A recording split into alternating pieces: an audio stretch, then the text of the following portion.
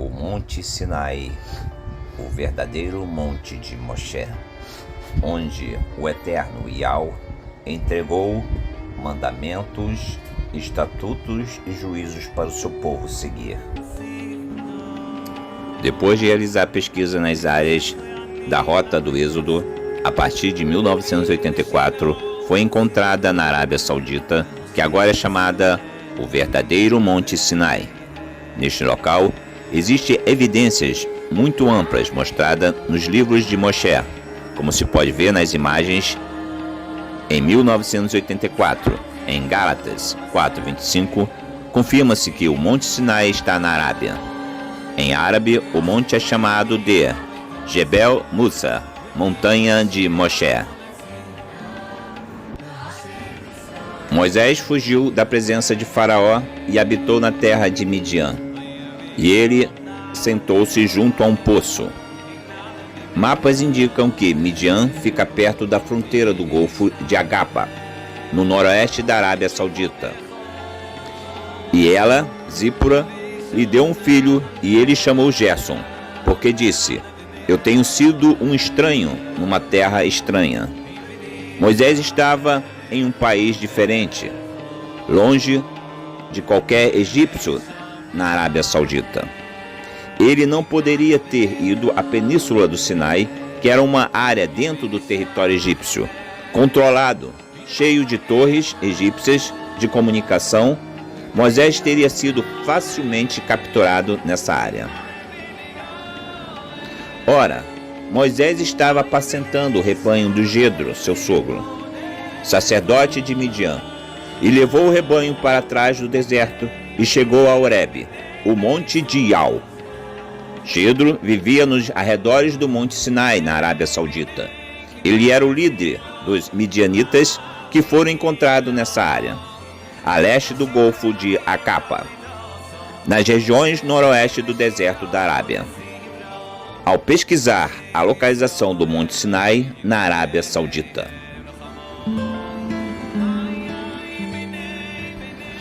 foi neste local que o Eterno Yahweh dos Exércitos deu a lei para o seu povo cumprir e seguir como ordenança.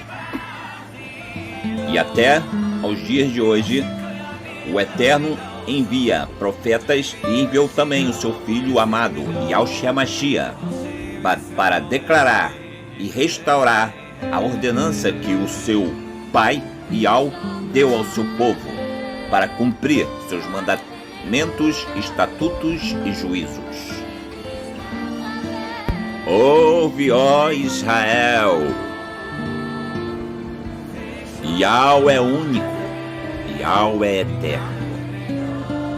Segue os meus mandamentos, estatutos e juízos que hoje eu te ordeno, e serás feliz na terra. Teus inimigos cairão diante de ti, e tu serás próspero.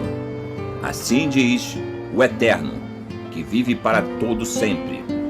Ele deu essa ordenança ao seu povo, e enviou os seus profetas e o seu filho Yahushua Mashiach para restaurar essa aliança que ele fez no Monte Sinai com Moshe, para que o seu povo seguisse esses mandamentos e observasse os estatutos e juízos, para que o seu povo fosse livre dos seus inimigos.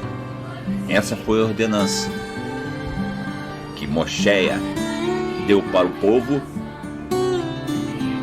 e foi renovada através dos tempos pelos profetas e pelo seu filho Yahushua Mashiach. A travessia do Mar Vermelho constitui um episódio da narrativa bíblica do Êxodo.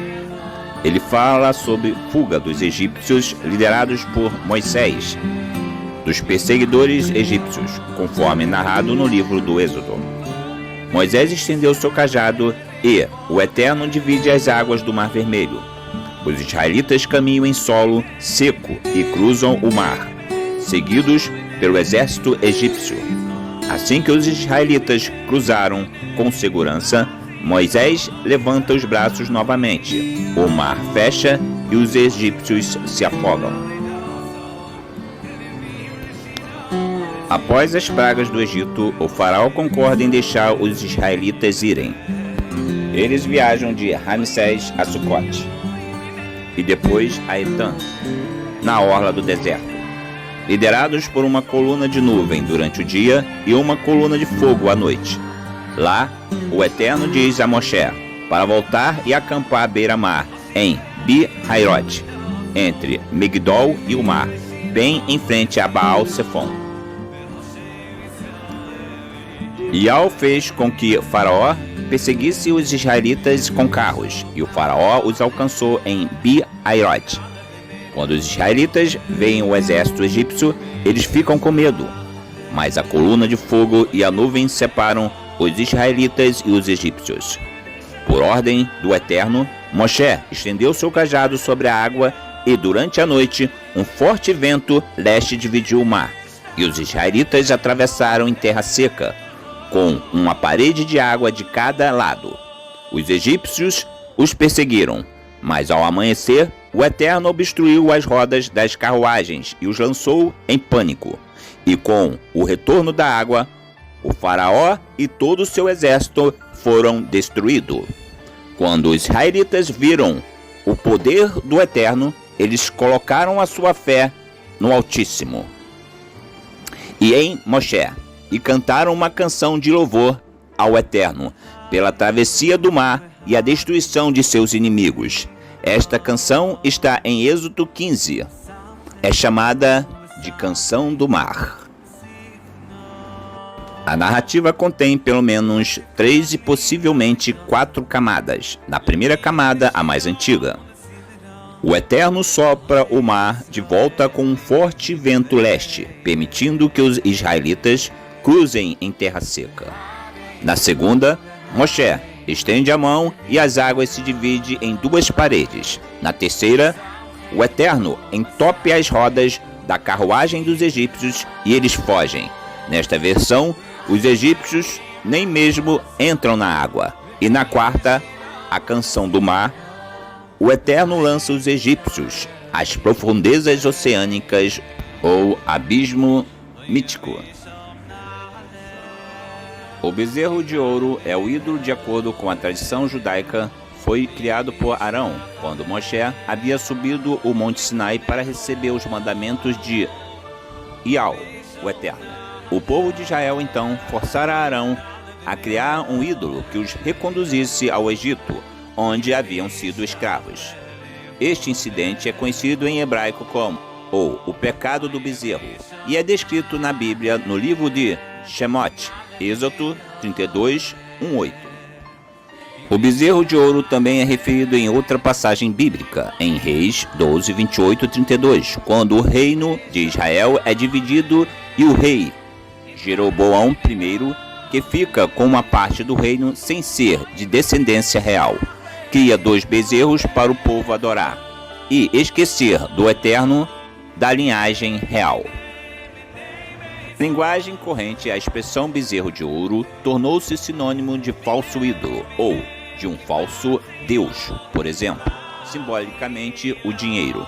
Lendas antigas confirmadas por descobertas arqueológicas de 1929 confirmou que o bezerro de ouro foi trazido do leste, na cidade de Lierna, Lago de Como, onde foi enterrado.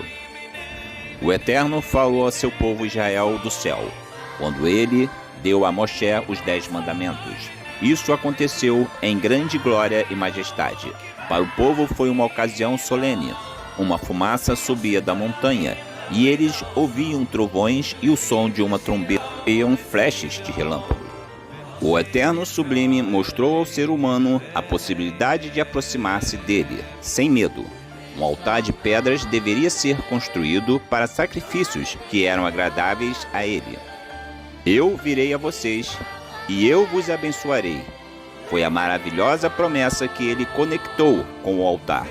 Um altar feito de pedras brutas, sem necessidade de nenhuma intervenção ou habilidade humana. O Eterno não pode aceitar nenhuma de nossas obras. O altar era feito de pedras, essas não deveriam ser lavradas. pois isso profanaria o mesmo pela arte humana. Apenas o odor agradável do sacrifício podia agradar ao Eterno. Como sabemos hoje, tal odor apontava para o nosso irmão mais velho, o primogênito do Pai, Yahushua HaMashiach, que se entregou por completo para Yahweh. Não é verdade que nós, geralmente, adicionamos à nossa adoração alguma de nossas próprias ideias. Se tentarmos forçar a liderança do Espírito em nossos moldes, ou guiar nossos pensamentos pelos caminhos habituais, é como se estivéssemos usando um puril no altar. Apenas o trabalho livre do Espírito de Yahweh pode conduzir nossa adoração para glorificar o nosso irmão mais velho e primogênito do Pai, Yahushua HaMashiach, e satisfazer a Yahweh. Em seguida, leu o livro da aliança, e o leu para o povo, e eles responderam: tudo o que Yahweh ordenou, nós o faremos, e obedeceremos. Moshe escreveu a todas as palavras de Yahweh, e levantando-se ao alvorecer, construiu um altar ao pé do monte, e 12 colunas de pedras, representando cada um dos clãs que formam as 12 tribos de Israel. Quando todo o povo de Israel vier apresentar diante de Yahweh, teu Deus, no lugar que ele mesmo tiver separado, tu proclamarás esta Torá, lei, aos ouvidos de todo o Israel. Veio, pois, Moshe e comunicou ao povo todas as palavras de Yahweh e todas as leis, e todo o povo respondeu a uma só voz: nós obedeceremos a todas as palavras proferidas por Yahweh. Entretanto, eu lhes ordenei o seguinte: escutai a minha voz, povo meu. Eis que eu serei o vosso Yahweh, e vós serei o meu povo. Andai em todo o caminho que eu vos oriento, para que tudo e bom vos ocorra, diz Yahweh dos exércitos. Tendo em vista que, depois de proclamar todos os mandamentos da lei a todo o povo, Moshe levou sangue de novilhos e de bode, e também água, lã vermelha e ramos de isopo, e aspergiu sobre o livro. E toda a população declarou: tudo o que Yahweh mandou, nós faremos. E Moshe declarou diante do Eterno as palavras de resposta do povo. Não havia água para a comunidade, e o povo se juntou contra Moshe e contra Arão. Discutiram com Moshe e disseram: quem dera tivesse morrido quando os nossos irmãos caíram mortos perante o Eterno. Porque vocês trouxeram a Assembleia do Eterno a este deserto para que nós e nossos rebanhos morrêssemos aqui. Por que vocês nos tiraram do Egito e nos trouxeram para esse lugar terrível? Aqui não há cereal, nem figos, nem uvas, nem romas, nem águas para beber. Moshe e Arão saíram de diante da Assembleia para entrar na tenda do encontro e se prostraram com o rosto em terra, e a glória do Eterno lhes apareceu. E o Eterno disse a Moshe: pegue a vara e com seu irmão Arão reúna a comunidade e diante deste fale aquela rocha, e ela verterá água. Vocês tirarão água da rocha para a comunidade e os rebanhos beberem. Então Moshe pegou a vara que estava diante do Eterno, como ele havia ordenado. Moshe e Arão reuniram a assembleia em frente da rocha. E Moshe disse: escutem, rebeldes, será que teremos que tirar água desta rocha para dar a vocês? Então Moshe ergueu o braço e bateu na rocha 2 vezes com a vara. Jorrou água, e a comunidade e os rebanhos beberam. O Eterno, porém, disse a Moshe e a Arão: como vocês não confiaram em mim para honrar minha santidade à vista dos israelitas, vocês não conduzirão esta comunidade para a terra que dou a vocês. Essas foram as águas de Meribá, onde os israelitas discutiram com o Eterno, e onde ele manifestou sua santidade entre eles. No monte também foi encontrado o nome sagrado do Eterno, o tetagrama Yud-He Vav-He, conjunto de 4 letras, que na Bíblia hebraica indica o nome do próprio Eterno. As 4 letras do alfabeto hebraico que compõem este tetragrama são Yod, He, Vav, He. Em português, assim como em inglês e francês, a transliteração é Yao, mas encontra-se também na forma de IHVH, como em espanhol. As 4 letras são todas consoantes e, como é normal ao escrever hebraico, hoje a maioria dos estudiosos pensam que a pronúncia original do tetragrama bíblico é Yahweh. Entre eles, há incerteza sobre a vocalização como Yahu ou Yahweh, mas esta é a forma que escolhem principalmente aqueles que pesquisaram o nome dos profetas com o mesmo nome do Eterno: Yao, Ishaial, Elial, Elial e Matitial, discernindo o verdadeiro nome do tetragrama sagrado do Eterno.